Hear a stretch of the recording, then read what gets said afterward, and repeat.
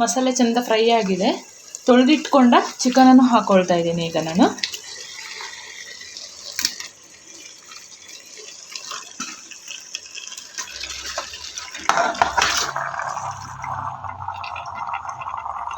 ನಮಸ್ತೆ ಎಲ್ಲರಿಗೂ. ನಾನಿವತ್ತು ನಿಮ್ಮೆಲ್ಲರನ್ನು ಸುಸಿಸ್ ಕಿಚನ್ಗೆ ಸ್ವಾಗತ ಮಾಡಿಕೊಂಡು ಒಂದು ನಾಟಿ ಸ್ಟೈಲ್ನ ಚಿಕನ್ ಸಾಂಬಾರನ್ನು ಮಾಡಿ ತೋರಿಸ್ತಾ ಇದ್ದೀನಿ. ಬನ್ನಿ ಹೇಗೆ ಮಾಡೋದು ನೋಡೋಣ. ರುಬ್ಕೊಳ್ಳೋಣ. ಈಗ ಏನೇನು ಬೇಕೋ ನೋಡೋಣ. 1.5 ಇಂಚು ಶುಂಠಿಯನ್ನು ಹಾಕೊಳ್ತಾ ಇದ್ದೀನಿ.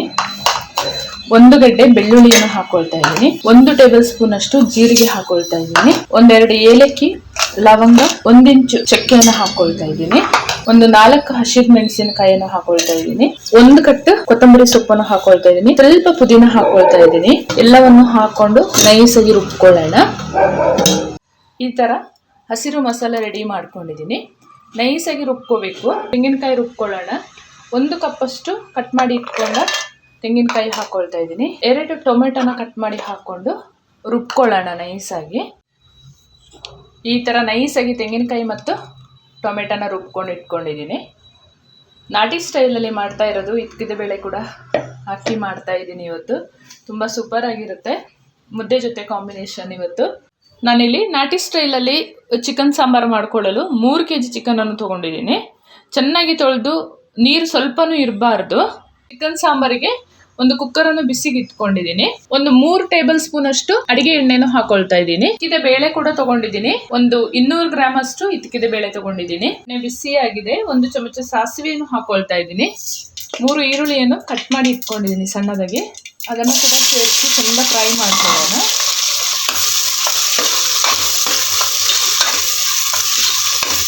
ಈರುಳ್ಳಿ ಚೆಂದ ಫ್ರೈ ಆಗಬೇಕು. ಈರುಳ್ಳಿ ಚೆಂದ ಫ್ರೈ ಆಗಿದೆ. ಸ್ವಲ್ಪ ಕರಿಬೇವು ಸೊಪ್ಪನ್ನು ಹಾಕೊಳ್ತಾ ಇದ್ದೀನಿ. ಚೆಂದ ಒಮ್ಮೆ ಮಿಕ್ಸ್ ಮಾಡ್ಕೊಳ್ಳೋಣ. ಇವಾಗ ಹಸಿ ಮಸಾಲೆ ರುಬ್ಬಿ ಇಟ್ಕೊಂಡಿದ್ನಲ್ಲ ಅದನ್ನು ಹಾಕೊಂಡು ಚೆಂದ ಒಮ್ಮೆ ಫ್ರೈ ಮಾಡ್ಕೊಳ್ಳೋಣ. ಈ ಹಸಿ ಮಸಾಲೆ ಮಾತ್ರ ಚೆಂದ ಫ್ರೈ ಆಗಬೇಕು. ಹಸಿ ವಾಸನೆ ಹೋಗೋರಿದು. ಎಲ್ಲ ನಾನು ಹಸಿದೇ ಹಾಕೊಂಡು ರುಬ್ಕೊಂಡಿರೋದ್ರಿಂದ ಚೆಂದ ಫ್ರೈ ಮಾಡಿಕೊಂಡ್ರೆ ತುಂಬ ರುಚಿಯಾಗಿರುತ್ತೆ. ನಾನು ಇದ್ಕಿದ ಬೇಳೆ ಕೂಡ ಇದಕ್ಕೆ ಹಾಕಿ ಫ್ರೈ ಮಾಡ್ಕೊಳ್ತೀನಿ. ಚೆಂದ 1-2 ನಿಮಿಷ ಫ್ರೈ ಮಾಡ್ಕೋಬೇಕು. ಇದನ್ನು ಮಸಾಲೆ ಚೆಂದ ಫ್ರೈ ಆಗಿದೆ. ತೊಳೆದಿಟ್ಕೊಂಡ ಚಿಕನನ್ನು ಹಾಕೊಳ್ತಾ ಇದ್ದೀನಿ ಈಗ ನಾನು.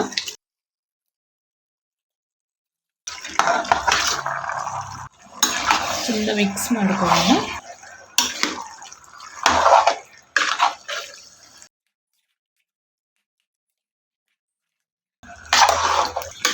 ಒಂದೆರಡು ನಿಮಿಷ ಈ ಮಸಾಲೆಯಲ್ಲಿ ಚಿಕನನ್ನು ಫ್ರೈ ಮಾಡ್ಕೊಳ್ಳೋಣ. ಈಗ ನಾನು ರುಚಿಗೆ ತಕ್ಕಷ್ಟು ಉಪ್ಪನ್ನು ಹಾಕೊಳ್ತಾ ಇದ್ದೀನಿ. 1 ಚಮಚ ಅರಿಶಿನ ಪೌಡ್ರನ್ನು ಹಾಕೊಳ್ತಾ ಇದ್ದೀನಿ. 1.5 ಚಮಚ ಧನಿಯಾ ಪೌಡ್ರನ್ನು ಹಾಕೊಳ್ತಾ ಇದ್ದೀನಿ. ರುಚಿಗೆ ತಕ್ಕಷ್ಟು ಅಚ್ಚಕಾರದ ಪೌಡ್ರನ್ನು ಹಾಕೊಳ್ತಾ ಇದ್ದೀನಿ. ಚೆಂದ ಮಿಕ್ಸ್ ಮಾಡ್ಕೊಳ್ಳೋಣ.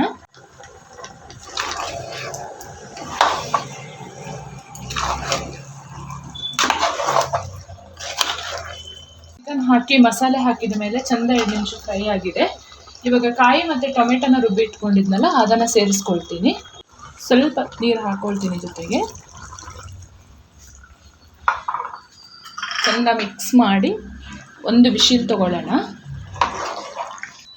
1 ವಿಶಿಲ್ ಮಾಡಿಕೊಂಡ್ರೆ ಇದ್ಕಿದ ಬೇಳೆ ಮತ್ತು ಚಿಕನ್ ಚೆಂದ ಬೆಂದ್ಕೊಂಡು ಒಂದು ರುಚಿಯಾದ ಸಾರು ರೆಡಿ ಆಗುತ್ತೆ.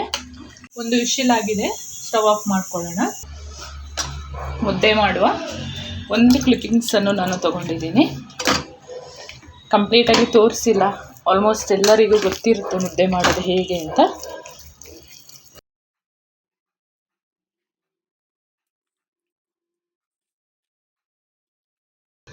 ಸ್ವಲ್ಪ ತಗೊಳ್ಳೋದು, ಸ್ವಲ್ಪ ಕೈ ನೀರು ಮಾಡಿಕೊಂಡು ಹಿಂಗೆ ಮುದ್ದೆ ಕಟ್ಕೊಂಡ್ರೆ ಆಯಿತು.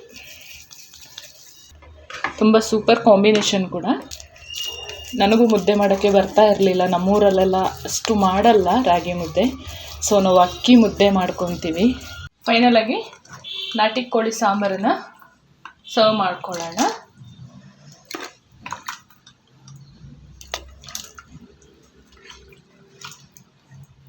ಬಿಸಿ ಬಿಸಿ ರಾಗಿ ಮುದ್ದೆ ಜೊತೆ ನಾಟಿ ಕೋಳಿ ಸಾಂಬಾರು ರೆಡಿಯಾಗಿದೆ. ನೀವು ತಪ್ಪದೆ ಇದೇ ಮೆಥಡಲ್ಲಿ ಮಾಡಿ. ತುಂಬ ಈಸಿಯಾಗಿ ಮಾಡ್ಕೋಬೋದು. ತುಂಬ ರುಚಿಯಾಗಿ ಕೂಡ ಇರುತ್ತೆ ಇದ್ಕಿದ ಬೇಳೆ ಹಾಕಿ.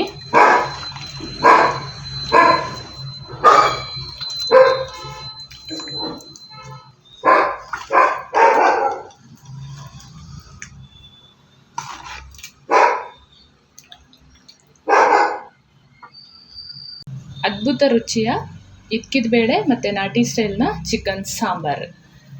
ಇದ್ಕಿದ ಬೇಳೆ ಜೊತೆ ತುಂಬ ಸೂಪರ್ ಆಗಿರುತ್ತೆ, ನೀವು ನೋಡ್ಬೋದು.